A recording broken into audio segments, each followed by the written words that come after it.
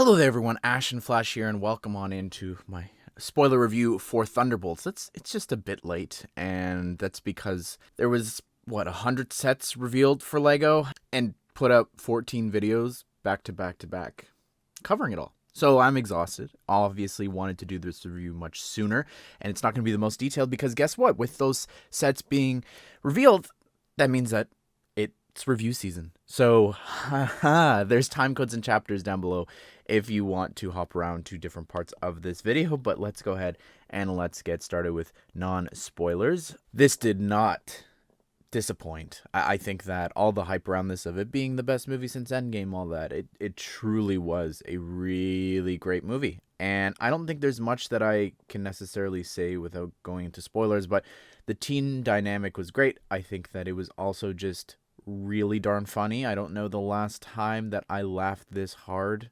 before in a Marvel movie. Like, I don't know. It was really good. Very heartfelt as well. And Lego really messed up. But let's jump into spoilers here. Spoilers, it's the new Avengers, which is now being officially marketed as that, which is very fascinating to me. I don't think that that's a surprise. I think the timing is a surprise that it's only Monday and they're just going all out and just revealing that. I think that maybe they could have given some people more time, but it makes sense because think of it this way. People are going to go, hey, did you see the new Avengers movie? It's very smart. Very, very smart. But where that sets up and everything is very interesting. And they did feel, it did remind me of the Avengers. And I've seen a lot of people talking about how just the events of the film, with it being a different group of characters, it still felt very much like the first Avengers movie, where they're bickering, they're coming together, but and then they split apart. And it's interesting that it sort of followed that same structure in a way, but it was definitely more emotional than the Avengers movie. But even down to like where the battle's happening, at the original Stark Tower, Avengers Tower, we see the nostalgia for the Avengers, both with Val's assistant, but also just that gala that she was having. I think that was really interesting. So there are a lot of connections to that original Avengers movie, and obviously just Bucky in general, and also Yelena, and I guess Red Guardian to an extent, losing the relationships that they had with those original members on the team is also really interesting. I think maybe could have dived in a bit more emotionally for some other characters. I've seen a lot of other people saying that they wish they could have seen the boxes and rooms for everybody else, not just Yelena, and a little bit we got for Walker. But I think that seeing Ghosts and Red Guardians and especially Bucky would have been really cool to see. But the team, we'll just talk about Taskmaster, get it out of the way. I don't really care. I didn't enjoy her, I don't think, really, in Black Widow. Maybe I did. If you go watch my review, I don't remember. But to me, looking back, I barely remember anything. I think that Taskmaster as a character, like a comic book character, is really darn cool. And I do wish that it could have been better. What was seen here was great, though. Like, that fight that they all had was awesome in the bunker or whatever. I like that a lot.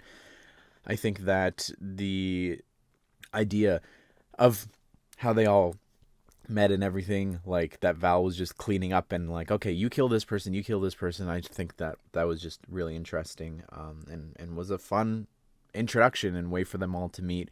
Escaping there was just awesome. I don't know, there's just so much of this that was just really great. I love the heartfelt moments though between like Walker and losing his family. I think was really interesting, and just that moment with that he had, didn't say a single thing with Yelena about when Bucky revealed that his wife and kid had left him. I think that was just really interesting, that he wasn't this perfect Boy Scout that he was maybe coming across as or pretending to be. But yeah, Red Guardian Yelena, first of all, he was so funny. That bit of when he found out that he had named the team the Thunderbolts in the limo was just so funny. He just kept going and going and going. I just had tears just coming down my face because it was just so funny. Oh my goodness. But also the emotional side of things. Like when he thought he lost Yelena, like that was tough to watch. Also, that scene that they had about, talking to each other about what happened with Natasha, and just everything there was just phenomenal. The performances, and also I loved, by the way, just because I'm thinking of him when they were saving everybody, and that little girl just disappeared. I I'm trying to think of like another time that I had a feeling like that, like my heart just fell out of my chest. Like it just was such a weird feeling. Glad everybody came back, and that's fine.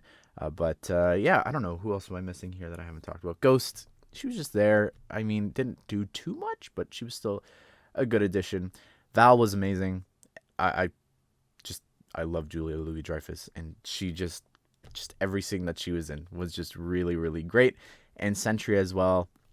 Obviously, I'm sorry. As much as that was a great performance, seeing Steven Yeun play that character would have been insane to me. Just because he said the word invincible 3 times throughout this, and I would have just loved to hear him saying that. But obviously the yellow and blue costume too. But yeah, we'll never know, unfortunately. But still, really great performance. I loved Sentry and the Void and everything. That was all done really well. I've seen people complain, oh, they beat him with a hug. Okay, it was a different type of movie. It was a different, I don't know. It wasn't about punching, which was literally the message. Like it's not about just fists, right? Like, anyways. Anyways, sometimes you have to actually deal with your emotions. But maybe that goes over some people's heads.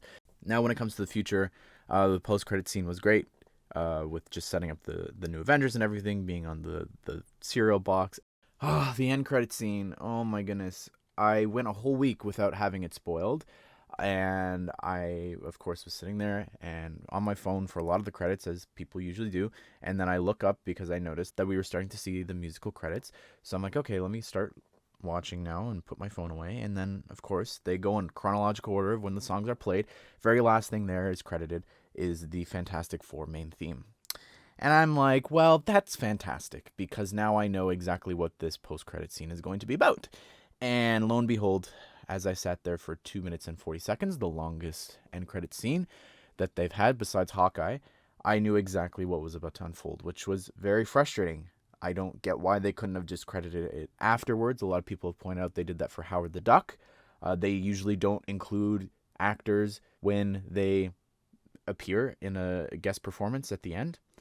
They especially not for the end credit scene. And I'm glad that I got to warn over 2 million people, at least that's the viewership numbers on Twitter. That was great, and a lot of people saw my Instagram story warning them, and I'm just glad that people got to have that warning and chance to not read the credits. And then I've had a lot of people say things like, oh, obviously it sets up the next movie. Why are you upset?